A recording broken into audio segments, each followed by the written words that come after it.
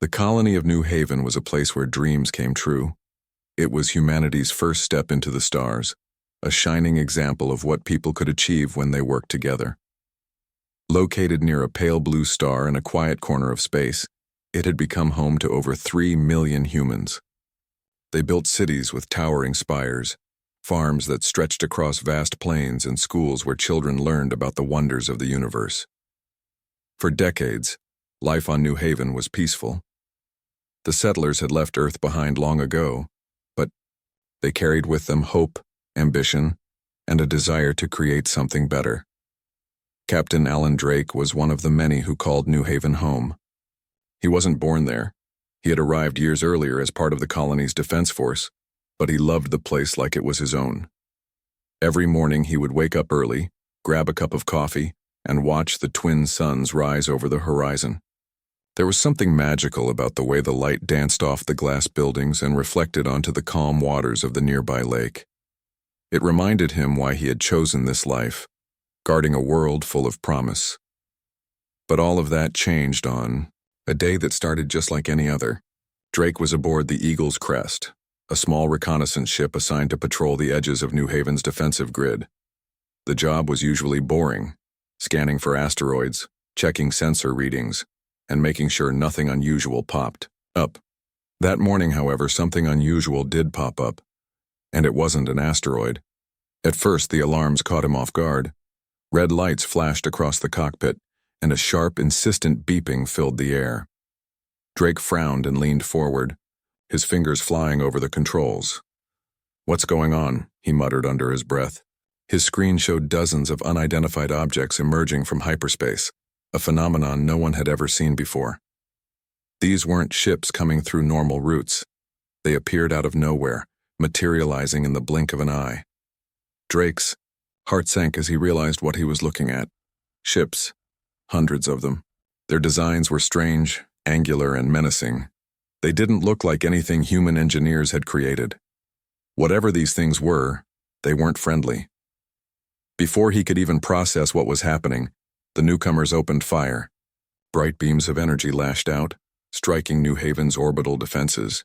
Explosions lit up the darkness of space, sending shockwaves rippling through the void.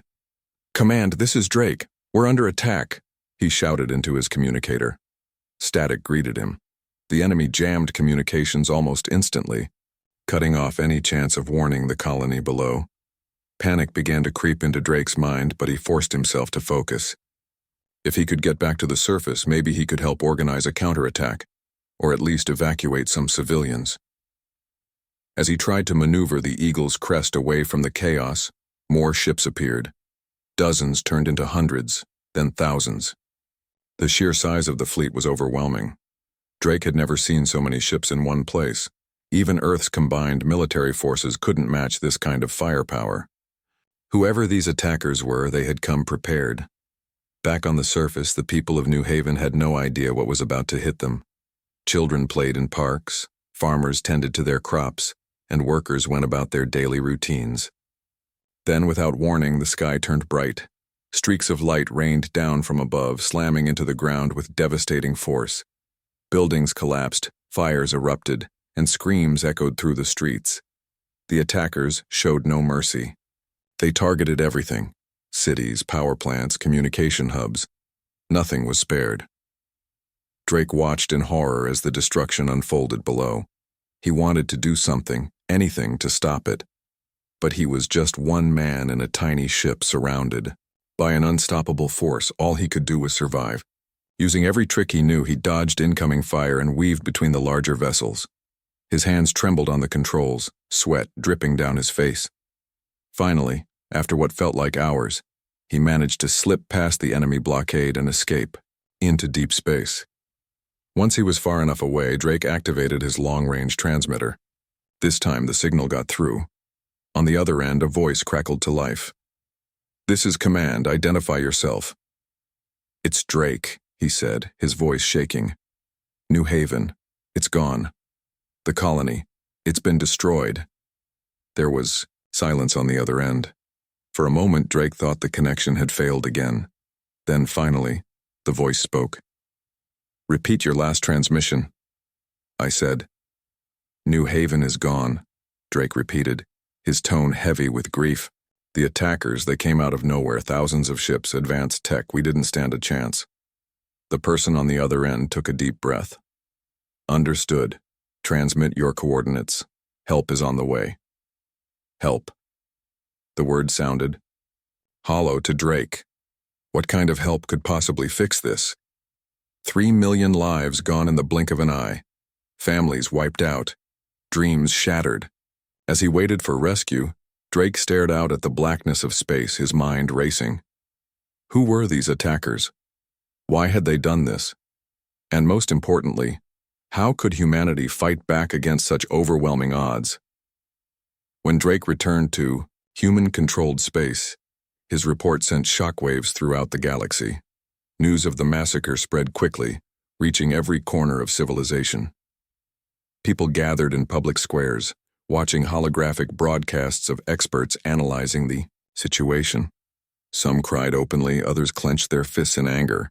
Everyone wanted answers, but none were forthcoming. On Earth, leaders convened emergency meetings to discuss the crisis. President Rachel Monroe stood before the United Nations Assembly, her expression grim. She held up a data pad containing Drake's findings and addressed the crowd. Today, we face a threat unlike any we've encountered before, she said. An enemy has attacked us without provocation, without warning, and without mercy. They have taken our brothers and sisters. They have destroyed our homes, and now they must answer for their crimes. Her words ignited a fire within humanity. Protests turned into rallies. Calls for peace transformed into demands for vengeance. Factories that once produced consumer goods switched to manufacturing weapons. Entire planets redirected their resources to support the war effort. Within weeks, shipyards buzzed with activity as workers labored day and night to construct new vessels. Old models were upgraded, new designs tested, and prototypes rushed into production. For the first time in centuries, humanity united under a single banner.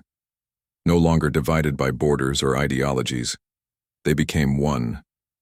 The loss of New Haven served as a rallying cry, a reminder of what they stood to lose if they failed to act. Soldiers volunteered in droves, eager to join the fight. Scientists worked tirelessly to reverse engineer fragments of alien technology recovered from the wreckage.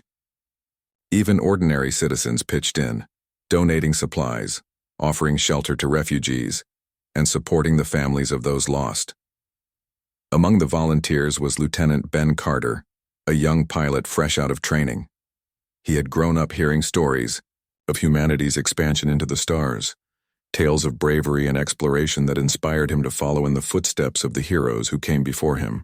Now, faced with the reality of war, he felt a mix of excitement and fear. Excitement because he finally had a chance to prove himself. Fear because he knew the stakes were higher than ever. Captain Emily Ross, a seasoned veteran with years of combat experience, also joined the cause. She had seen her share of battles, losing friends and comrades along the way. The fall of New Haven hit her hard, stirring memories of past losses she thought she had buried. Still, she pushed forward, determined to make sure no one else suffered the same fate. As humanity prepared for war, questions lingered. Who were these attackers? Where had they come from? And why had they targeted New Haven specifically? Answers remained elusive, but one thing was certain. Whoever they were, they had declared war on all of humanity, and humanity intended to respond, not with fear but with fury. In the days and weeks that followed, preparations intensified. Fleets assembled, weapons were stockpiled, and strategies were devised. The stage was set for the largest conflict in human history.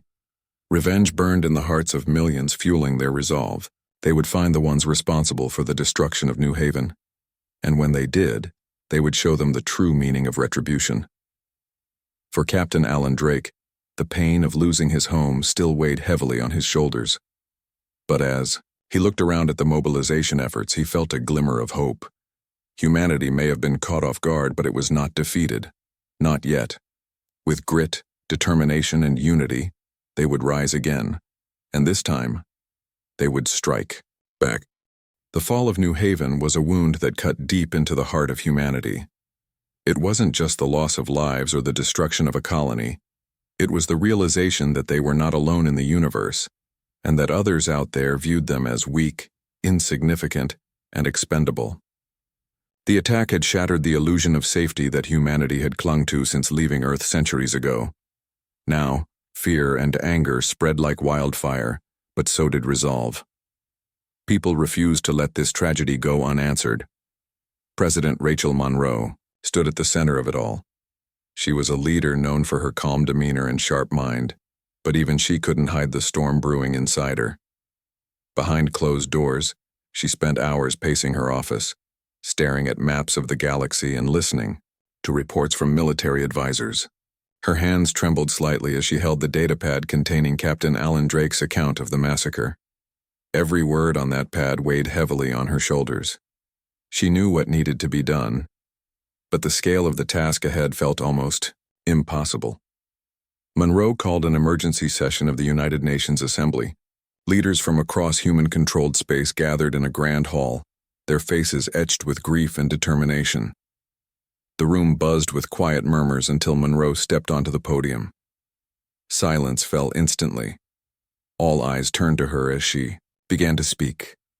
"Today we face a moment that will define us," she said, her voice steady despite the emotions swirling within her. "An enemy has attacked us without cause, without warning, and without mercy.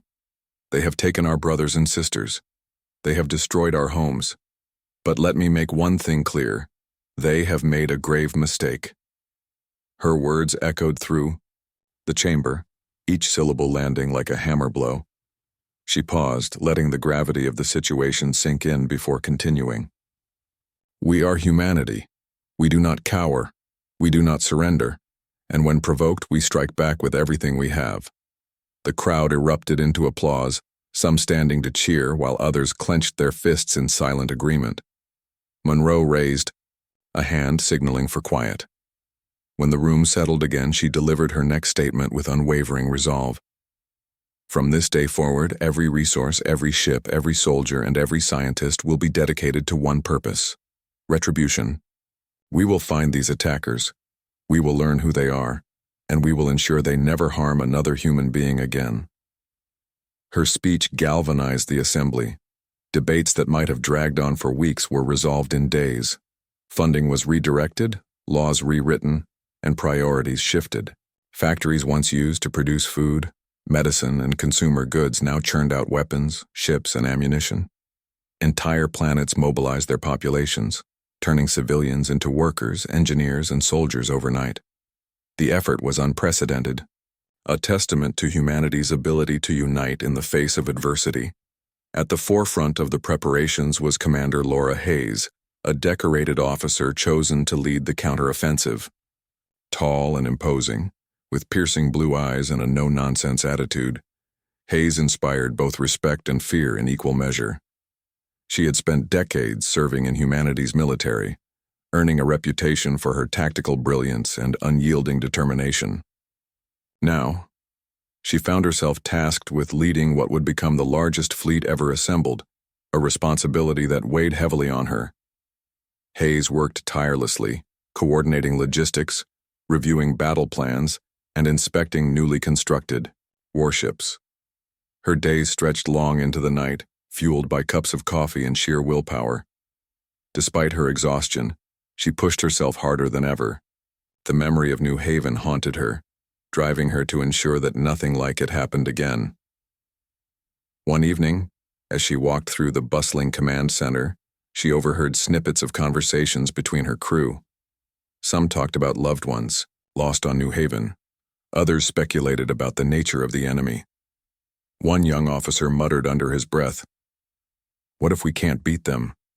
What if they're too strong?" Hayes stopped in her tracks and turned to face him. Her expression softened, though her tone remained firm. "Strength isn't measured by technology or numbers," she said. "It's measured by courage, determination, and the refusal to give up.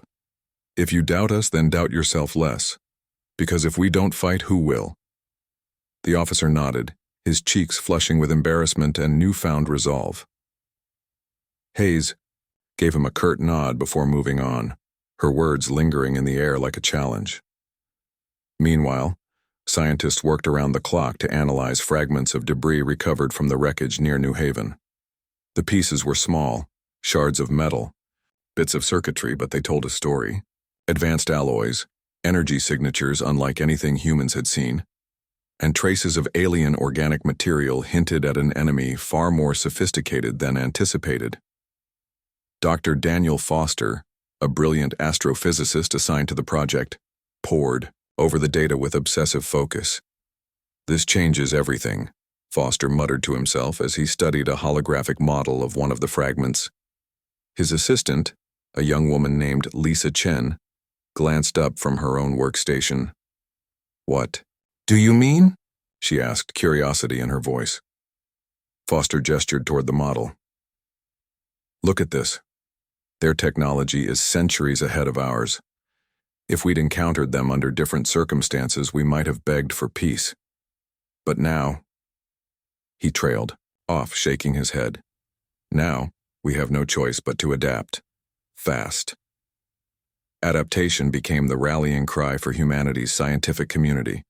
Teams of researchers collaborated across light years, sharing discoveries and brainstorming solutions. Engineers reverse-engineered alien components, integrating them into human designs wherever possible. Weapon systems were upgraded, shields reinforced, and propulsion systems pushed to their limits.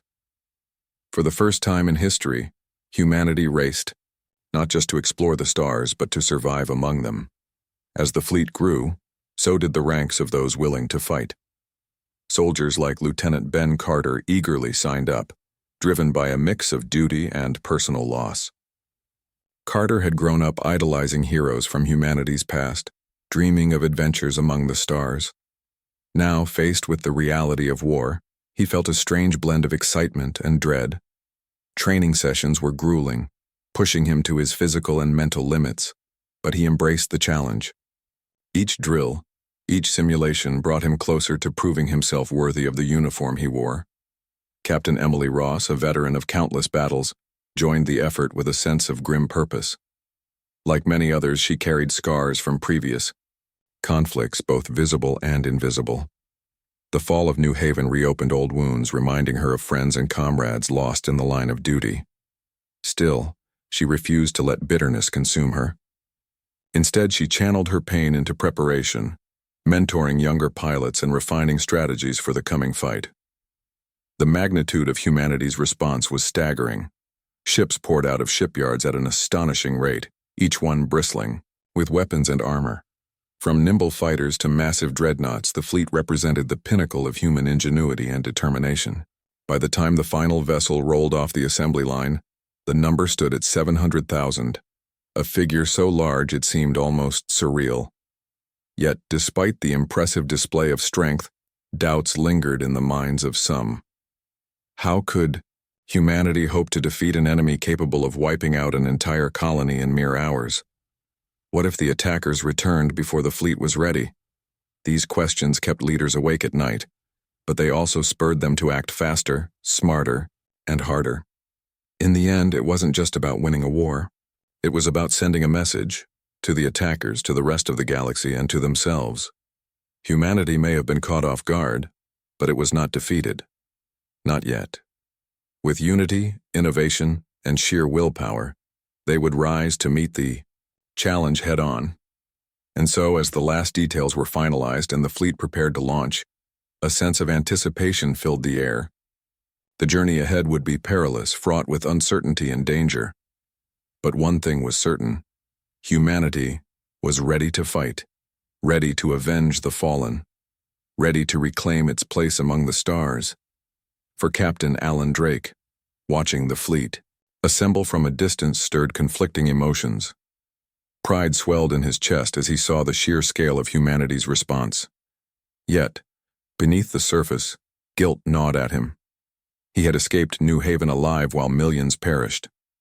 The weight of survivors' remorse pressed down on him, but he forced himself to focus on the mission ahead. This was his chance to honor those he had lost, to make sure their deaths weren't in vain. As the countdown to departure began, Drake stood alongside thousands of others, gazing up at the stars. Somewhere out there, beyond the reaches of explored space, lay the enemy who had dared to attack humanity. Soon they would learn the price of such arrogance. Humanity's message was clear: strike us once, and we will strike back tenfold. The fleet was ready. 700,000 warships stretched across the vastness of space, a colossal armada that dwarfed anything humanity had ever assembled before. Each ship gleamed under the light of nearby stars, their hulls painted with symbols of unity and vengeance.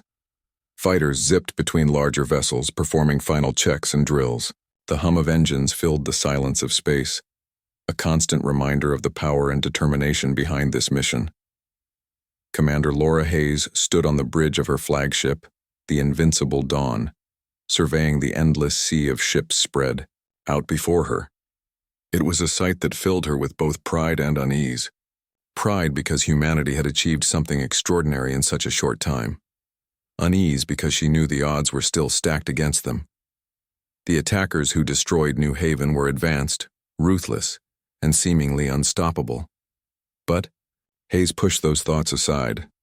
Doubt had no place here. Not now. Scientists had worked tirelessly to piece together clues about the enemy's location.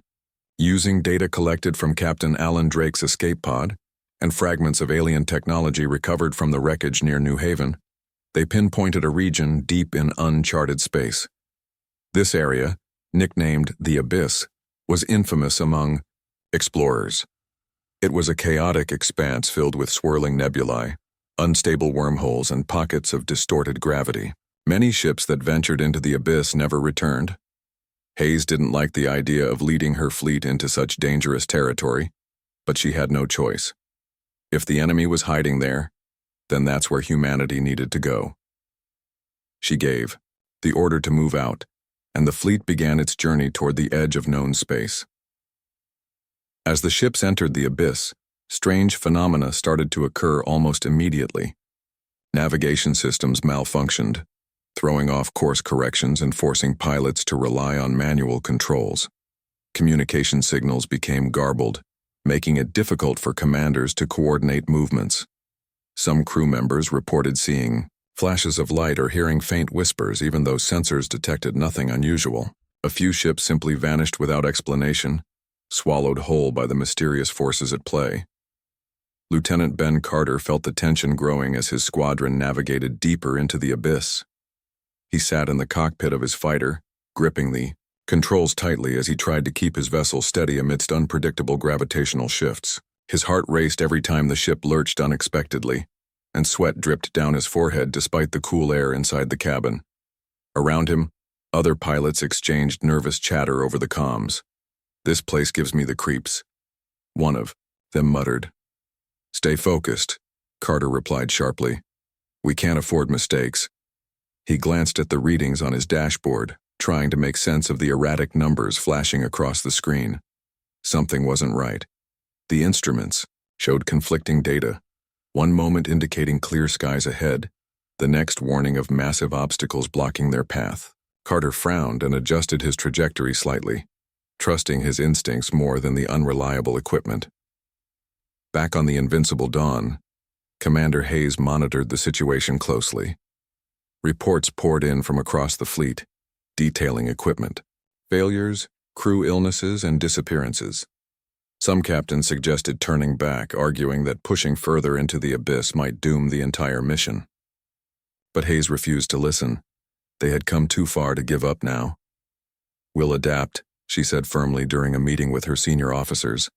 "If our tech fails us, we'll rely on human ingenuity. If the enemy uses fear as a weapon, we'll fight through it. We're not leaving until we find them." Her words inspired confidence, but they couldn't erase the growing sense of dread spreading throughout the fleet. Soldiers whispered rumors of ghosts haunting the Abyss, of ancient civilizations that had perished trying to cross it. Even seasoned veterans like Captain Emily Ross found themselves questioning whether they could survive long enough to reach their destination. Ross sat alone in her quarters, staring at a photo of her late husband. He had died years ago during a border skirmish with pirates, leaving her to raise their daughter alone. Now, as she prepared for what might be her final battle, memories of him flooded her mind. She wondered if he would be proud of her, or if he would tell her she was being reckless. Shaking her head, she set the photo aside and stood up. There was no room for doubt. Not when millions of lives depended on her. Meanwhile, Dr. Daniel Foster continued analyzing the alien debris aboard a research vessel attached to the fleet. He had uncovered new details about the attackers' technology, including evidence of biomechanical integration. Their ships weren't just machines. They were alive, fused with organic components that allowed them to adapt and evolve in real time. This revelation sent chills down Foster's spine.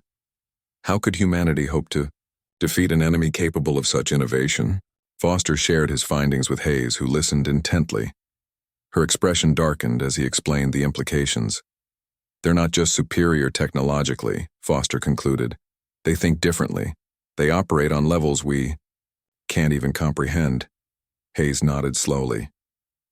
Then we'll have to think differently too. Adaptation isn't just about technology, it's about strategy, innovation, willpower. She dismissed Foster and turned her attention back to the fleet. Ahead, the swirling clouds of the abyss grew denser, obscuring visibility and creating eerie shadows that danced across the hulls of the ships. Despite the challenges, Hayes pressed forward, driven by the memory of New Haven and the promise of justice. Weeks passed as the fleet pushed deeper into the unknown. Supplies dwindled, tempers flared, and morale began to falter. Yet, through it all, Hayes maintained her resolve. She visited each ship personally, speaking to soldiers and offering words of encouragement. She reminded them why they were here, not just to avenge the fallen, but to protect the future of humanity itself. Finally, after what felt like an eternity, the fleet emerged from the abyss into a vast star system dominated by a dying red giant. Orbiting the star was a colossal structure, an artificial world larger than Earth itself. Its surface shimmered with energy shields, and swarms of alien ships patrolled its perimeter. This was it, the enemy's stronghold. Hayes ordered the fleet to hold position while scouts gathered intelligence. Images transmitted back revealed a civilization unlike anything humans had ever seen. Towering spires made of iridescent metal rose from the ground, pulsating with light. Rivers of molten material flowed between buildings, casting an otherworldly glow across the landscape. At the center of the structure loomed a massive dome, its purpose unclear but undoubtedly significant. The aliens themselves were insectoid creatures with hive-like societies. Scientists dubbed them the Vrin, based on initial observations. They communicated telepathically, moving in synchronized patterns that suggested collective consciousness. Their ships were sleek and angular, bristling with weapons far beyond human capabilities. When Hayes attempted peaceful contact, the Vrin responded with hostility. A single message broadcast across all frequencies: leave or perish. Hayes clenched her fists, but remained calm. She had expected resistance, but she hadn't anticipated outright rejection of diplomacy. They don't see us as equals, she muttered to her advisors. To them, we're pests. Vermin. A skirmish erupted as human fighters engaged Vrin patrols. Lieutenant Ben Carter led his squadron into battle, weaving through enemy fire with precision. His heart pounded as explosions lit up the void around him, but he stayed focused. One by one, his team disabled several Vrin ships, earning cheers from his comrades. However, the true scale of the conflict became clear when the Vrin unleashed their ultimate weapon, a gravity manipulator capable of tearing apart stars. Carter watched in horror as the device activated, distorting the fabric of space itself. Massive chunks of debris broke free from the red giant, hurtling toward the fleet. Ships scrambled to avoid destruction, but some weren't fast enough. Explosions rippled through the formation, sending shockwaves that knocked others off course. Hayes gritted her teeth, her mind racing. They couldn't retreat. Not now. Not after everything they'd sacrificed to get here. She made a decision, barking orders to her crew. All hands prepare for full engagement. We take them down, no matter the cost. The battle that followed was cataclysmic, lighting up the darkness with bursts of energy brighter than supernovae. Humanity fought with everything they had, determined to prove that they wouldn't go quietly into the night. For better or worse, the war had begun, and somewhere within the chaos, Captain Alan Drake piloted his ship toward the heart of the Vryn stronghold, knowing that the fate of humanity rested on what happened next. The battle raged on, a chaotic storm of explosions and energy beams that lit up the void like fireworks in deep space. The human fleet clashed with the Vryn forces, their ships darting through the chaos, firing wildly at anything that moved. It was clear from the start that the Vryn were not just superior in numbers but also in technology. Their weapons cut through human shields as if they were paper, and their ships maneuvered with an agility that made them nearly impossible to hit. Lieutenant Ben Carter gripped the controls of his fighter tightly, sweat dripping down his face, as he evaded another barrage of enemy fire. His squadron had been tasked with taking out one of the smaller Vryn vessels guarding the perimeter of the massive alien structure. So far, they had managed to disable 2 of the enemy ships, but the Yao cost had been high. Half of his team was gone, lost in fiery blasts or swallowed by the gravitational distortions caused by the Vryn's gravity manipulator. "They're too fast," shouted one of Carter's wingmen over the comms. "We can't keep this up." "Stay sharp," Carter replied, his voice firm despite the fear gnawing at him. "Stick to the plan. Hit hard, then pull back." He adjusted his trajectory, aiming for a weak point in the hull of the nearest Vryn ship. With a press of a button, he unleashed a volley of missiles, watching as they streaked toward their target. The impact sent a shudder through the alien vessel, but it didn't explode. Instead, strange tendrils of light emerged from the damaged section, repairing the breach almost instantly. Carter cursed under his breath. These ships weren't just machines. They were alive, adapting to damage, faster than anyone could react. On the bridge of the Invincible Dawn, Commander Laura Hayes watched the battle unfold with growing frustration. Despite the bravery of her pilots and the sheer size of the fleet, humanity was losing ground. The Vryn's advanced technology gave them an overwhelming advantage, and their tactics were brutal. They swarmed human ships like insects attacking a predator, overwhelming them with sheer numbers before moving on to the next target. Hayes clenched her fists, her knuckles white as she stared at the holographic display showing the positions of both fleets. She knew they couldn't win this fight using conventional methods. If they kept throwing ships at the Vryn without a better strategy, they would be wiped out completely. But what other options did they have? "We need to find their weakness," she said aloud, more to herself than to anyone else. Her first officer, Captain Emily Ross, stepped closer, her expression grim. "They don't seem to have any," Ross replied.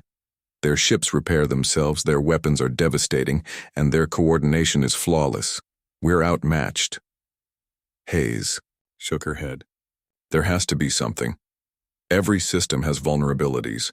We just need to figure out what theirs is." As if on cue, Dr. Daniel Foster's voice crackled over the comms. "Commander Hayes, we've analyzed the data from the skirmishes. There might be a way to turn their own weapon against them." Hayes straightened immediately. "Explain." Foster hesitated for a moment, then continued. "The gravity manipulator they're using. It's tied directly to their central structure. If we can disable it, we might cause a chain reaction that destabilizes the entire thing." Hayes frowned. "And how do we get close enough to disable it? Their defenses are impenetrable." "That's where we'll need volunteers," Foster admitted. "Someone will have to infiltrate the core of their structure and activate the device manually. It's risky, but it's our best shot." Hayes glanced at Ross, who met her gaze with a nod of understanding. They both knew what this meant. Whoever volunteered for the mission would likely not come back. But if it worked, it could turn the tide of the battle and save humanity. "I'll go," Carter said suddenly, stepping onto the bridge. He had just returned from his latest sortie, his uniform singed and his face streaked with soot. "I'll lead the infiltration team." Hayes studied him carefully. She admired his courage, but she also knew how dangerous this mission would be. Still, she couldn't deny that Carter was one of their best pilots, and perhaps the only person capable of pulling off such a daring operation. "Are you sure?" she asked quietly. Carter nodded. "We didn't come all this way to give up now. Let me do this." After a long pause, Hayes gave a reluctant nod. "All right, assemble your team. You leave within the hour." Carter wasted no time gathering his crew. Alongside him were 3 others: Lieutenant Sarah Myers, a skilled engineer, Corporal Jake Riley, a demolitions expert, and Ensign Mia Lopez, a communications specialist. Together, they boarded a small, stealth-equipped shuttle designed to slip past the Vrin's sensors unnoticed. As they approached the alien megastructure, tension filled the cramped cabin. Each member of the team knew the odds were against them, but none voiced their fears. Instead, they focused on the task ahead, checking their equipment and going over the plan one last time. "This is insane," Riley muttered as he adjusted his helmet. "We're flying straight into a death trap."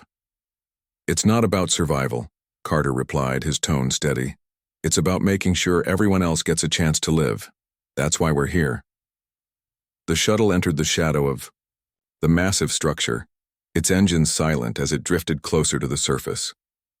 Strange lights pulsed around them, casting eerie reflections on the metal interior of the craft.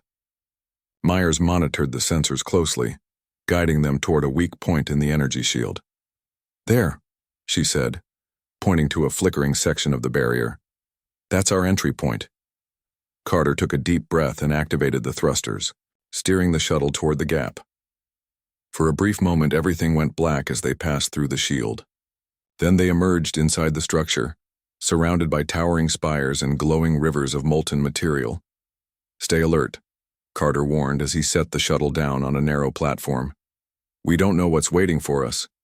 The team disembarked cautiously, weapons drawn. The air was thick with heat and static electricity, making every step feel heavier than the last. Around them, the alien architecture loomed ominously, shifting and pulsating as if alive. Strange noises echoed through the corridors, low hums, metallic clicks, and faint whispers that seemed to come from nowhere. "This place gives me the creeps," Lopez whispered, clutching her rifle tightly. "Focus," Carter reminded her. "We're running out of time." They moved quickly, following Foster's instructions to reach the core of the structure. Along the way, they encountered patrols of Vrin drones, small insect-like creatures equipped with razor-sharp limbs and glowing eyes. Each encounter was a desperate scramble, forcing the team to rely on quick reflexes and teamwork to survive. Finally, after what felt like hours, they reached the central chamber. The gravity manipulator loomed before them, a massive orb of swirling energy suspended in midair. Tendrils of light stretched out from it, connecting to various parts of the structure, like veins feeding a heart. "This is it," Myers said, examining the device. "If we overload this, it should destabilize the entire thing." "But how do we trigger it?" Riley asked, glancing nervously at the entrance. The sound of approaching footsteps echoed through the hallway. Myers worked quickly, attaching a series of charges to key points on the manipulator. "This should do it," she said, stepping back. "Once I activate the sequence, we'll have 10 minutes to get out of here." Carter nodded. "Do it." As Myers initiated the overload, alarms blared throughout the chamber, red lights flashed, and the hum of energy grew louder. The team turned to leave, but the exit was blocked by a swarm of Vrin soldiers. Their insectoid bodies clicked and hissed as they advanced, their weapons raised. "Looks like we're not leaving the easy way," Carter muttered, raising his rifle. The firefight that followed was intense. Bullets ricocheted off the walls and bursts of alien energy filled the air. Carter and his team fought with everything they had, knowing that failure meant certain death. One by one, the Vrin fell, but the team suffered losses too. Riley took a hit to the leg, collapsing to the ground with a cry of pain. Lopez dragged him behind cover while Carter and Myers provided covering fire. "We can't stay here," Lopez shouted, panic creeping into her voice. "Keep moving," Carter ordered, firing another round before grabbing Riley's arm. Together, the remaining members of the team limped toward an alternate exit, dodging enemy fire and explosions. Behind them, the gravity manipulator began to destabilize, sending shockwaves rippling through the structure. When they finally reached the shuttle, Carter helped Riley aboard before climbing in himself. Myers powered up the engines and the craft lifted off just as the first tremors shook the platform. In the distance, chunks of the alien megastructure broke apart, crashing into the red giant below. "We did it," Myers said, relief washing over her face. But Carter didn't respond. He stared out the window, watching as the once mighty stronghold crumbled into ruin. The victory felt hollow. Too many lives had been lost, not just among the humans, but also among the Vryn. What kind? A future awaited a galaxy where such destruction was possible. For now, though, there was no time to dwell on those thoughts. The surviving fleet awaited their return, and humanity still had much to rebuild. But as Carter leaned back in his seat, exhausted and battered, he allowed himself a small measure of hope. Against all odds, they had struck a blow against an enemy that had seemed unbeatable. And maybe, just maybe, that was enough to keep fighting for tomorrow. The shuttle carrying Lieutenant Ben Carter and his team emerged from the collapsing alien megastructure, just as the gravity manipulator reached its breaking point. Massive chunks of the structure broke apart, crashing into the dying red giant below. The shockwaves rippled outward, shaking nearby ships and sending debris hurtling through space like deadly meteors. The human fleet scrambled to avoid the chaos, engines roaring as pilots pushed their vessels to maximum speed. On the bridge of the Invincible Dawn, Commander Laura Hayes watched the destruction unfold with a mixture of awe and dread. She had known the plan was risky, but seeing it play out in real time was something else entirely. The alien stronghold that had once seemed invincible was now crumbling before her eyes. Yet the cost of this victory weighed heavily on her mind. Thousands of human ships were already lost, and countless lives had been sacrificed in the battle. Was it worth it? Her thoughts were interrupted by a transmission crackling over the comms. "Commander Hayes, this is Carter. We did it. The core is destabilized." Hayes let out a breath she didn't realize she'd been holding. Relief washed over her, but only briefly. "Good work, Lieutenant," she replied, her voice steady despite the emotions swirling inside her. "Now get back here, we're not done yet." Carter's shuttle limped toward the fleet, its hull scorched and battered from the mission. Inside, the surviving members of the infiltration team sat in silence, too exhausted to speak. Corporal Jake Riley groaned softly, clutching his injured leg while Ensign Mia Lopez applied a makeshift bandage. Sarah Myers monitored the controls, guiding the craft through the storm of debris surrounding them. Carter stared out the window, his face pale but resolute. They had completed their mission, but he couldn't shake the feeling that they had only scratched the surface of a much larger problem. As the shuttle docked with one of the larger warships, medical teams rushed aboard to tend to the wounded. Carter stepped off the vessel, greeted by Captain Emily Ross, who looked both relieved and furious. "You look like hell," Ross said bluntly, handing him a canteen of water. Carter managed a weak smile. "Felt worse." Ross shook her head. "You risked everything out there. Don't make me regret letting you go." "I didn't leave you much choice," Carter replied, taking a sip of water. "Besides, we needed someone to light the fuse." Ross didn't respond immediately. Instead, she glanced at the other survivors being carried away on stretchers. Her expression softened, though only slightly. "Just don't do anything stupid next time." Before Carter could reply, alarms blared across the ship. Both officers turned sharply toward the nearest monitor, where a live feed showed the remaining Vryn forces regrouping. Despite the destruction of their central structure, the aliens weren't giving up. Their ships swarmed together, forming a defensive formation around what appeared to be a secondary command vessel. It was smaller than the massive structure they had destroyed, but still formidable. "They're not done yet," Ross muttered grimly. "No," Carter agreed.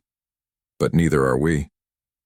Back on the Invincible Dawn, Hayes convened an emergency meeting with her senior staff.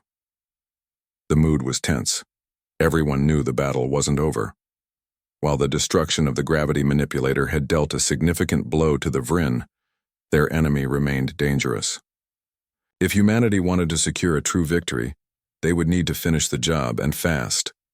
We've got two options, Hayes began, pacing in front of the holographic display. We can retreat now, regroup, and come back stronger, or we can press forward and hit them while they're vulnerable. Captain Ross spoke first. Retreating will give them time to recover. If we pull back now, we might never get another chance like this. Dr. Daniel Foster nodded in agreement. Their technology is adaptive. Every second we waste gives them more time to rebuild or evolve their defenses. Lieutenant Alan Drake, who had joined the meeting after returning from a reconnaissance flight, added his thoughts. We came here to end this. If we run now, we'll lose whatever morale we've built. People won't follow us if we turn tail. Hayes listened carefully, weighing each argument. Finally, she stopped pacing and faced her team. Then we fight. But we do it smart. No reckless charges. We use every advantage we have. The room erupted into nods and murmurs of approval. Everyone understood the stakes. This was humanity's last stand against an enemy that had slaughtered millions without hesitation. Failure wasn't an option.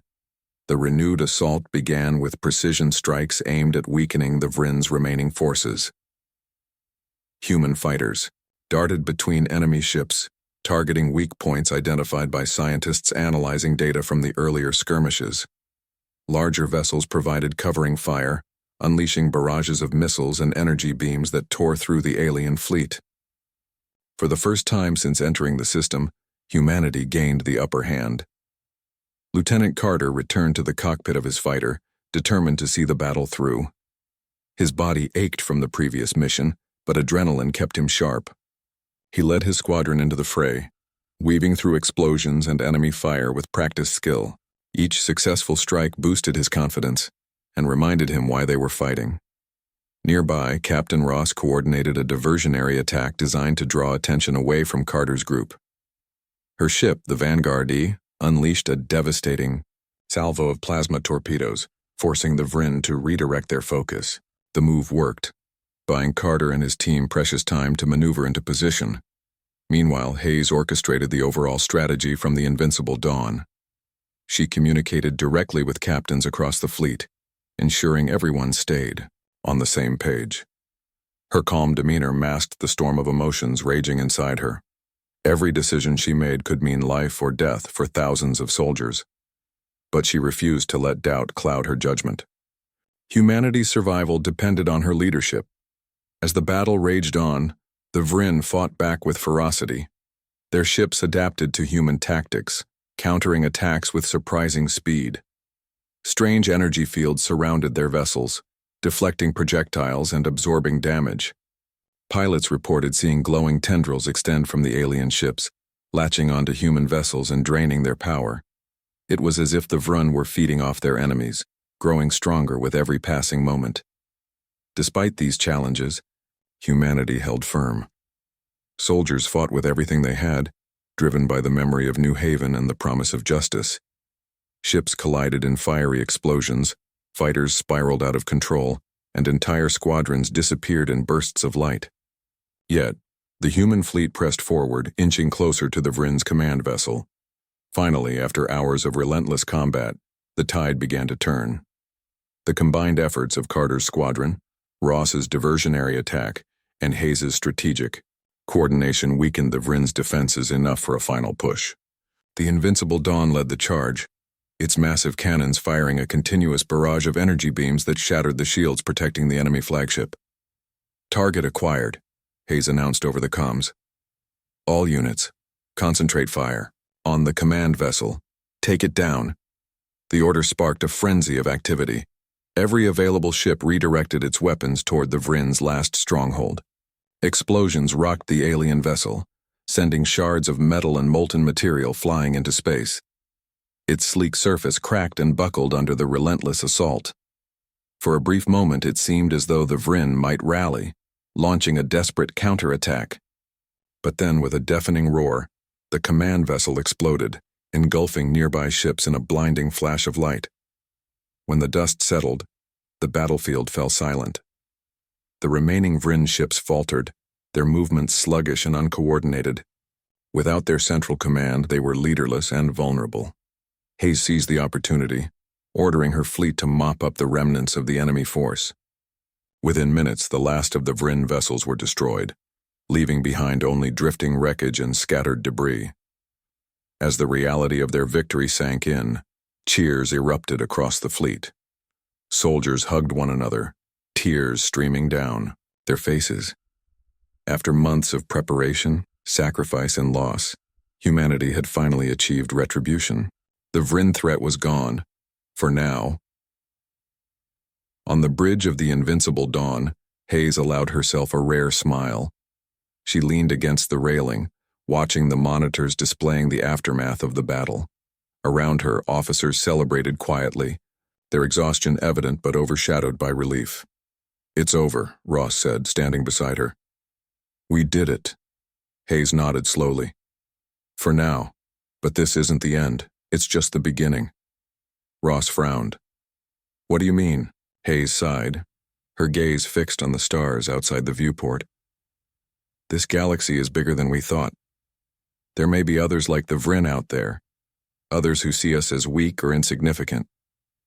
Today we proved we're not, but tomorrow we'll need to prove it again." Ross didn't respond immediately. She followed Hayes's gaze, staring out at the endless expanse of space. For all their victories, humanity still had so much to learn and so far to go. In the days that followed, the fleet began its long journey home. Casualty reports poured in, painting a sobering picture of the cost of victory. Thousands of ships were lost, along with tens of thousands of lives.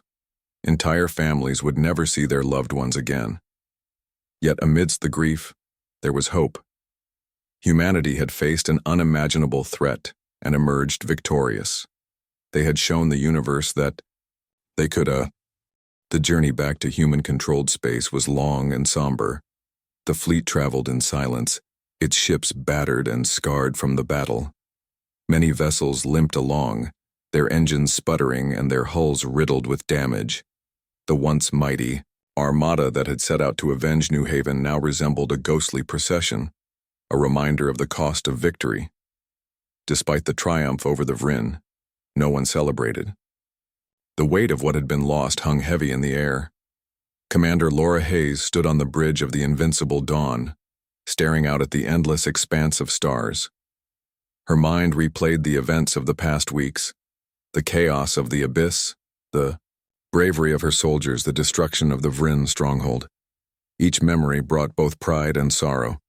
She had led humanity to victory, but at a price she wasn't sure they could ever fully recover from. "Commander," Captain Emily Ross said softly, stepping onto the bridge. "We'll reach Earth's orbit within 2 days." Hayes nodded, without turning around. "Good. Let's make sure we're ready for what comes next." Ross hesitated, then added, "Do you think it's enough? Destroying the Vryn, will it stop others from trying the same thing?" Hayes sighed deeply. "I don't know, but I do know this. We've shown the galaxy that we won't back down. If anyone else wants to try something like this, they'll have to think twice." Ross didn't respond immediately. Instead, she glanced at the monitors displaying the status of the fleet. So many ships were gone, reduced to debris floating in the void.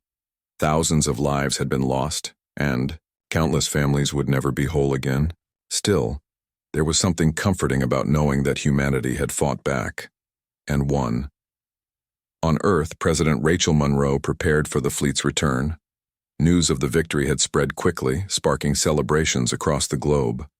Cities, lit up with fireworks, streets filled with cheering crowds, and monuments were adorned with banners honoring the fallen. Yet, even amid the joy, there was an undercurrent of sadness. Everyone understood the sacrifices that had been made. Monroe addressed the United Nations Assembly one final time, her voice steady but tinged with emotion. "Today we honor those who gave everything to protect us," she said. "Their courage has secured our future. But let us not forget the lessons of this war. We must remain vigilant, united, and ready to defend ourselves against any threat." Her words resonated deeply with the people. Humanity had proven its strength, but the scars of the conflict would take years to heal. Factories that had churned out warships began transitioning back to civilian production. Soldiers returned home to hugs and tears, while others remained, stationed in deep space guarding against potential threats. Life slowly started to return to normal, but nothing would ever truly be the same. Lieutenant Ben Carter stepped off his ship when it docked at a massive orbital station near Earth. His body still ached from injuries sustained during the mission, and dark circles shadowed his eyes. He hadn't slept much since leaving the alien system, haunted by memories of the battles he had fought and the friends he had lost. As he walked through the bustling corridors of the station, he felt disconnected from the celebrations around him. To him, the victory felt hollow. At the end of the hallway, Ensign Mia Lopez waited for him. She looked tired but smiled warmly when she saw him. "You made it," she said, her voice soft. Carter forced a weak smile. "Yeah, guess I did." Lopez reached out and touched his arm gently. "It's okay to feel this way. None of us are the same after what we went through." Carter nodded, though he didn't trust himself to speak. Instead, he focused on putting one foot in front of the other, following Lopez toward the transport shuttles that would take them to Earth's surface. Along the way, they passed groups of soldiers laughing and embracing their families. Carter envied them, wishing he could share in their happiness. But for now, all he could do was keep moving forward. When they landed on Earth, Carter found himself standing in a park overlooking a city skyline. It was peaceful here, far removed from the horrors of war. Birds chirped overhead, and children played in the grass nearby. For a moment, he allowed himself to imagine a world where none of this had happened, a world where New Haven still existed, untouched by violence. "You okay?" Lopez asked, sitting beside him on a bench. Carter shrugged. "Just thinking about what happens next. We rebuild," Lopez replied simply. "That's what we do. We pick up the pieces and start over." Carter glanced at her, surprised by her certainty. "And if it happens again? If someone else decides to attack us?" "Then, we fight again," Lopez said firmly. "But we'll be stronger because of what we learned. You can't let fear rule your life, Ben. Otherwise, they win." Her words stayed with him as he gazed out at the horizon. Maybe she was right. Maybe the key to surviving in this vast, dangerous universe wasn't just strength or technology, it was resilience. Humanity had faced extinction and come out on top. That had to count for something. In the days that followed, humanity began the process of healing. Memorials were erected to honor the victims of New Haven and the soldiers who had died in the war. Schools taught lessons about the conflict, ensuring that future generations would remember the sacrifices made. Scientists continued studying the alien technology recovered from the Vrin, hoping to unlock its secrets and use it to safeguard humanity against future threats. Dr. Daniel Foster worked tirelessly alongside his team, analyzing data and running simulations. They discovered that the Vrin's biomechanical integration could revolutionize human engineering, if they could replicate it safely. Foster knew the implications were enormous, but he also understood the risks. If humanity misused this knowledge, it could lead to disaster. Still, he pressed on, driven by the belief that understanding their enemy was the first step toward preventing another tragedy. Meanwhile, Commander Hayes and Captain Ross attended debriefings and strategy meetings, planning how to strengthen humanity's defenses. The fleet may have returned victorious, but they couldn't afford complacency.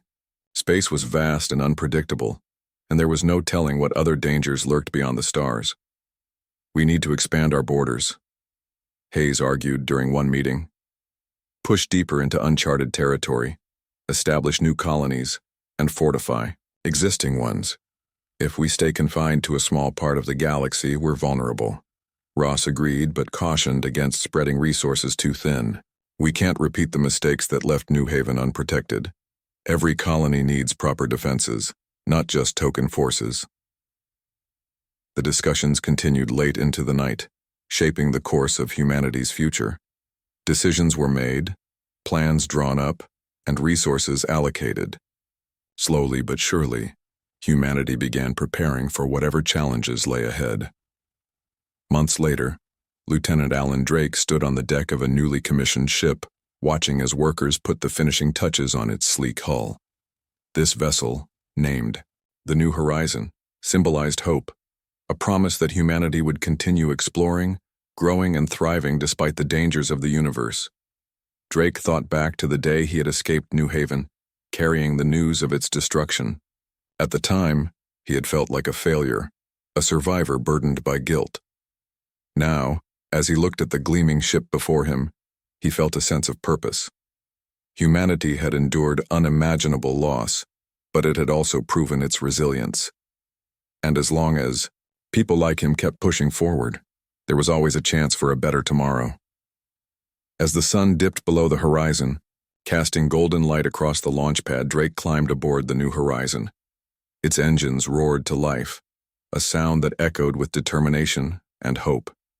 Somewhere out there, among the stars, new worlds awaited discovery, and new challenges loomed. But humanity was ready. For the first time in months, Drake smiled. The road ahead wouldn't be easy, but it was theirs to travel. Together, they would face whatever came next, and they would prevail.